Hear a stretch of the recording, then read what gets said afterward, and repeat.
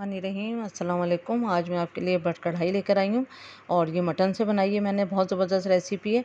Recipe अगर आपको पसंद आए तो मेरे चैनल को सब्सक्राइब करना नहीं भूलिएगा। सब्सक्राइब का रेड बटन दबाइए, बराबर में दी गई बेल को क्लिक कीजिए ताकि हर नई रेसिपी आपके पास सबसे पहले आ जाए। अब आते हैं हम रेसिपी की तरफ। तो यहाँ पर प्रेशर कुकर में हमने 1 किलो के करीब हमने मटन डाला। फिर उसके अंदर हमने ऐसे प्याज हमने 2 लिए हैं दरमियाने साइज़ के, और इसको रफली सा हम काट के इसमें डाल देंगे, बस मोटा मोटा सा। बहुत बारीक प्याज की ज़रूरत नहीं है इसमें बस। उसके बाद हमने यहाँ पर लहसुन लिए हैं 15, इसको छील के ऐसे डाल देंगे। 4 हमने टमाटर लिए हैं, 2 बड़े लिए हैं, 2 छोटे लिए हैं, दरमियाने साइज़ के लिए, वो भी ऐसे डाल देंगे। उसके बाद पानी डालेंगे 2 से 3 गिलास, जितना आपका मटन जो है लेवल में आ जाए पानी। उसके बाद 1 टीस्पून नमक डाला और लाल मिर्चों का पाउडर 1 टीस्पून।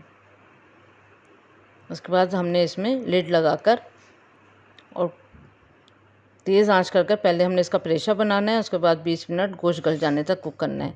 तो ये देखें गोश्त अच्छा सा गल चुका है और सब चीज़ें जो हैं इसमें मिक्स हो गई हैं। अब हम यहाँ पर कढ़ाई में लाते हैं, वो भी नॉन स्टिक कढ़ाई पे हम जाते हैं अब, ताकि इसकी हम भुनाई भी करें।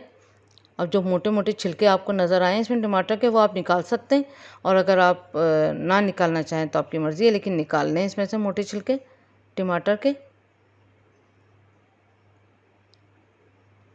गोश्त इसमें अच्छा गला हुआ ही चाहिए हमें।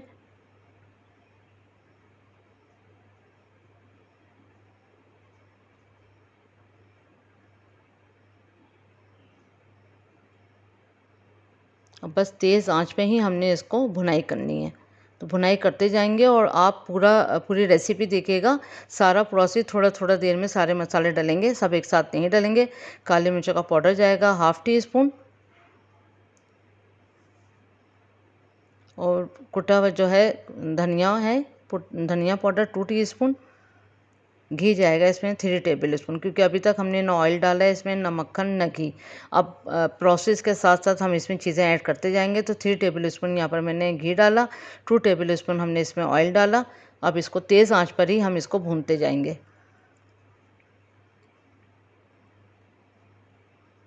अच्छी तरह तेज़ आंच में इसको भूनते जाएंगे और आखिर तक देखें इसमें मसाले जो हैं वो एंड तक डलते चले जाएंगे।